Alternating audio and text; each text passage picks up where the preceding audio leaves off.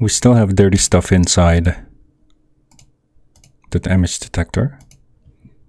Attack, insta-kill, hit reaction list. These things, I'm still deciding what I'm going to do with them. For now, let me just leave them as is. Today I want to look at move forward, because that's another big script that needs to be cleaned up. Just like the character control, not everything has to be inside a single script. I'm going to start with the momentum-based movement here. First, let me rename this. Move on momentum. And I'm going to create a subcomponent that is dedicated to calculating the momentum. I want to go into the original prefab because I want to create empty game objects there. Let me get rid of this. That's not being used anymore. Anyways, here we have momentum calculator as a game object. I'm going to go into the subcomponents folder, create momentum calculator, go in there, namespace, and this is going to be a subcomponent, which means we have to have on fixed update as well as on update. I should add this to the game object. Looks like we're still inside the original prefab. I'm going to add the script, and because we did this to the original prefab, should be applied to everything. Okay, we have it for Sophie. And just like all the other subcomponents, this is going to have a separate class for storing data. Let me go into the data folder. I'm going to create momentum data. Just a simple class.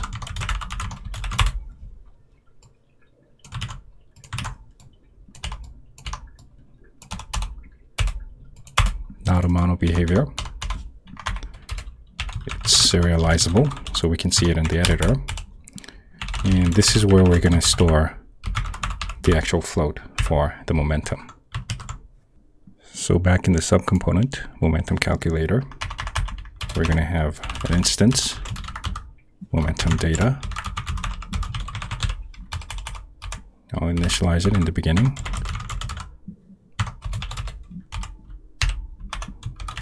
By default, momentum is 0. We should also be able to access this in the subcomponent processor. Control T, subcomponent processor. We'll have a reference here. Momentum data. So when we initialize, also make sure that it's in the subcomponent processor. Now, if we look at the function again, all this, all the way up to here, we're calculating the momentum. We need the speed. We also need maximum momentum. So I'm going to create a dedicated function inside the subcomponent. Calculate momentum.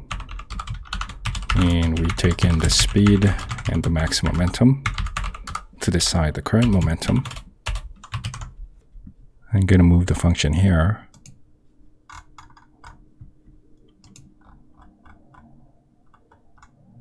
This entire thing, cut it, put it in the subcomponent.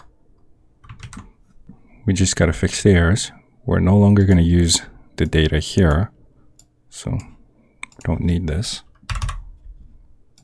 We also don't need the speed here because we're already getting it in the parameter. Let me put this back outside.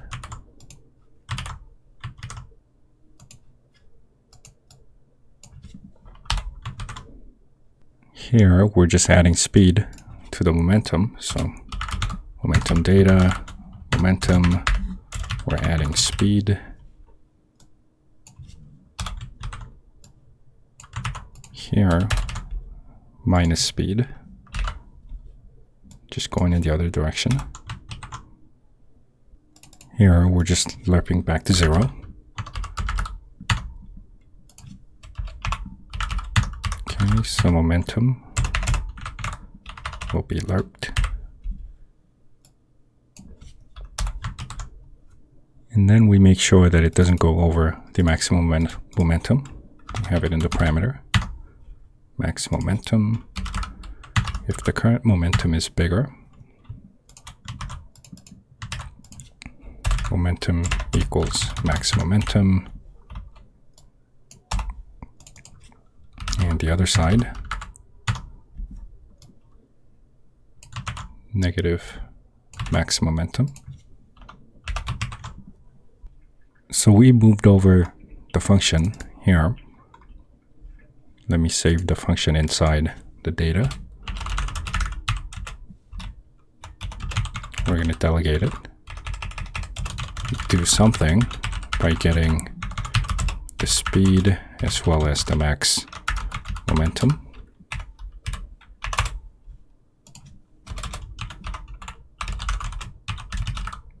I'll call it calculate momentum. So in the subcomponent, save the function here.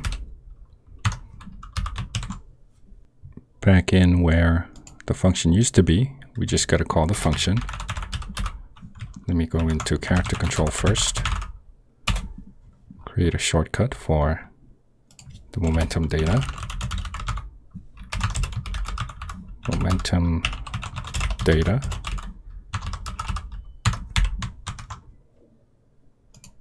Okay, so we use that reference and call the function calculate momentum, pass on speed as well as the max momentum. Now that the momentum has been updated, we just got to use the data momentum.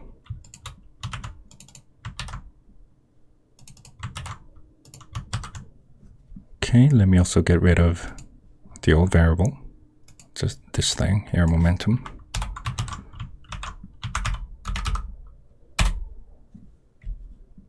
Just gonna delete it.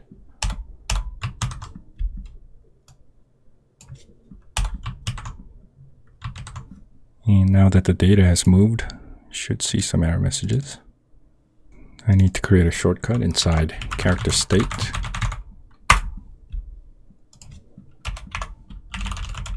Momentum data.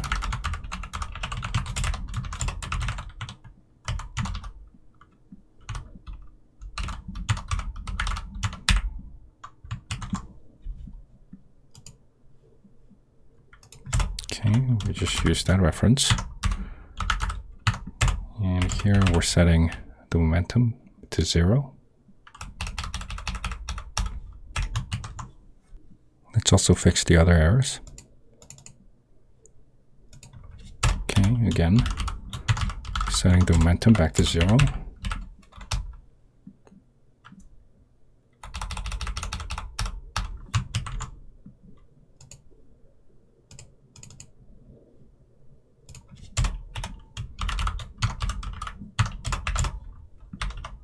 Here we're setting the starting momentum.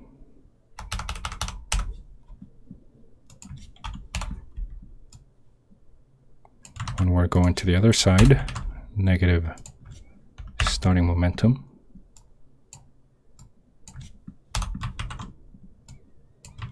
Okay, we have some red marks here. And the same thing, get the reference, get the data, set it back to 0.